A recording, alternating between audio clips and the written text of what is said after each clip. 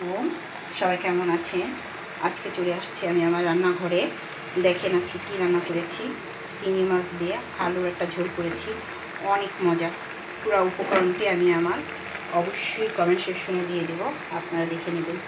যাদের কোলেস্ট্রল আছে, যাদের হার্টের সমস্যা আছে, তারা অবশ্যই চিংড়ি মাছের মাথাটা ফেলে দেবেন।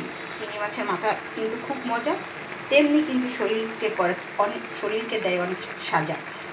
সুতরাং চিংড়ি মাছের মাথাটা ফেলে দেবেন। চিংড়ি মাছের মাথা লোভ করে খাবেন না, তাহলে আপনার কোলেস্ট্রলের সমস্যা হবে, কোলেস্ট্রল বেড়ে যাবে, হার্টের সমস্যা বেড়ে যাবে।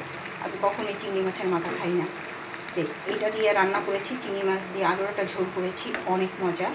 নামানোর আগে অবশ্যই ভাজা জিরার গুঁড়া আর দারচিনি যে ভাজা, সেটা দারচিনি, এলাচ, লবঙ্গ, এটার আমি একটা মশলা করেছি ভেজে, ওটা দিয়েছি। এত মজা লাগে যে কি বলবো আপনাদের। বাচ্চাদের জন্য অনেক পারফেক্ট।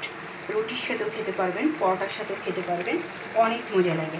সবাই করে দেখবেন, সবাই আমার পাশে থাকবেন। সবার প্রতি রইল অনেক অনেক ভালোবাসা, শুভেচ্ছা। আল্লাহ হাফিজ।